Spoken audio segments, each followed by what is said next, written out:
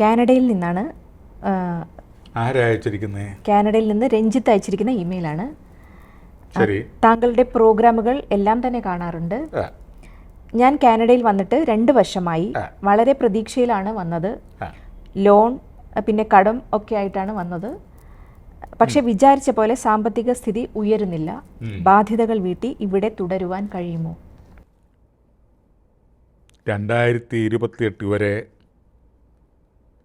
ഇദ്ദേഹത്തിന് ചിങ്ങലഗ്നാധിപൻ സൂര്യൻ്റെയും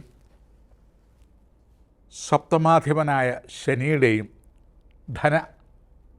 കാര്യസ്ഥിതി, ധനലാഭാധിപനായിരിക്കുന്ന ബുധൻ്റെയും ഗ്രഹസംഗമം, അതിൽ സൂര്യദശാകാലവും.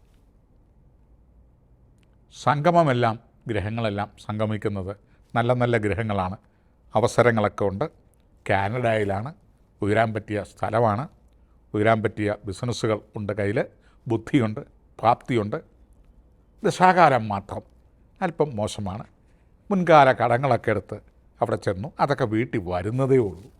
അതുവരെ വലിയൊരു അഭിവൃദ്ധിയിലേക്ക് കടക്കാൻ ജന്മലഗ്നാധിപൻ സൂര്യൻ സമ്മതിക്കത്തില്ല.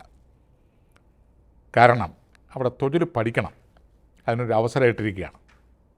പെട്ടെന്ന് കുത്തനെ അങ്ങോട്ട് അഭിവൃദ്ധി പെട്ട് കഴിഞ്ഞാൽ വലിയ ആഹ്ലാദിതനായിട്ട് കഷ്ടപ്പെടാതെ ധനം കൈവന്നാൽ അതിരിക്കത്തില്ല.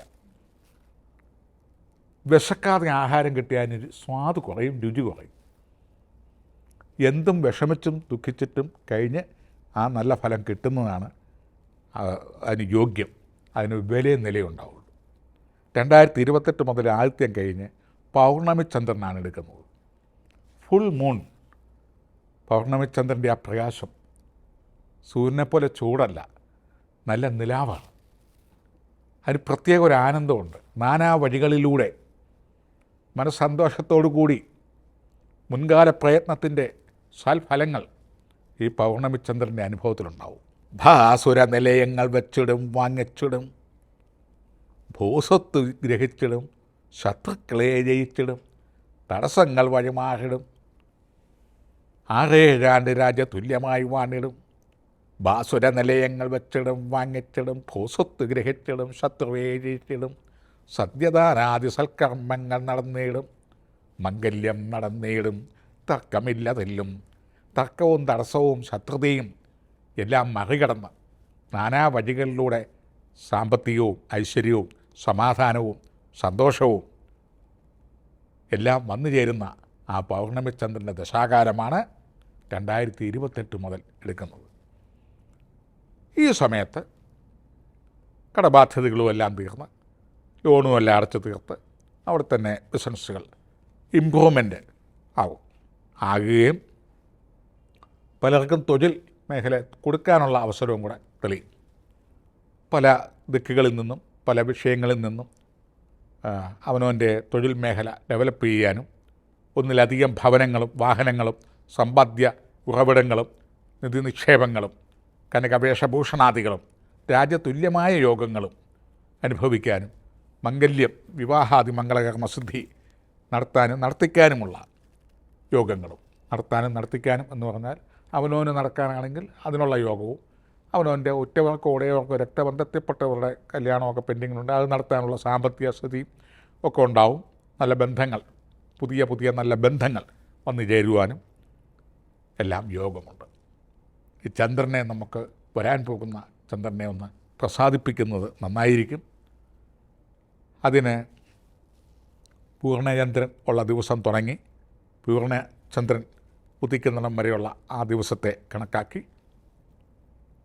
വെള്ളം, ചന്ദനം, പുഷ്പം, ധൂപം, ദീപം എന്ന ചന്ദ്ര പത്മമിട്ട് ഗതിശങ്കതുഷാരാഭം എന്നുള്ള സ്തോത്രങ്ങൾ കൊണ്ടോ അല്ലെ പഞ്ചദുർഗ കൊണ്ടുള്ള ജാതവേദസേ സുനവാമ സോമമരാതീയതോ നിദഹാദിവേദ സനപർഷതി ദുർഗാണി വിശ്വാനവേവ സിന്ധും ദുരിതാത്യഗ്നി താമഗ്നിവർണാം തപസ്സാജ്വലന്തിം വൈരോചനീം കർമ്മചതേഷു ജുഷ്ടാം ദുർഗാം ദേവീം ശരണമഹം പ്രപദ്യേ സുതരസിതരസേ നമ.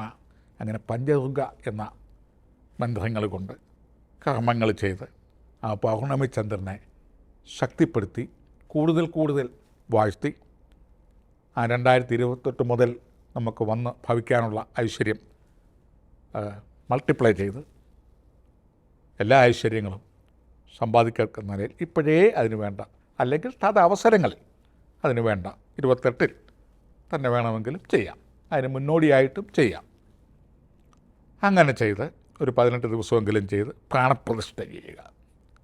അതുപോലെ തന്നെ ചന്ദ്രനെ ശക്തിപ്പെടുത്തുന്ന പുഷ്പാർച്ചനകൾ ദേവീക്ഷേത്രങ്ങളിൽ ചെയ്യാം. തിങ്കളാഴ്ച ദിവസം, അത് പ്രത്യേകിച്ച് പൂർണ്ണയന്ത്രനും ഉള്ള ദിവസങ്ങളിൽ ദുർഗാ ഭഗവതിക്ക് പൂജകൾ ചെയ്യാം. ദാനധർമാനുഷ്ഠാനങ്ങൾ ചെയ്യാം. കാരുണ്യപ്രവർത്തനങ്ങൾ ചെയ്യാം. ചന്ദ്രകാന്തരത്നം ധരിക്കാം. ഇവയെല്ലാം കൂടിയും ചെയ്യാം. ഇവയെല്ലാം ചെയ്ത് കഴിയുമ്പോൾ കൂടുതലായിട്ടുള്ള ഫലങ്ങൾ നല്ല കാലത്തെങ്കിൽ ലഭിക്കും. ഇപ്പോഴത്തെ കാലദോഷങ്ങളൊക്കെ തീരാൻ പോവുകയാണ്.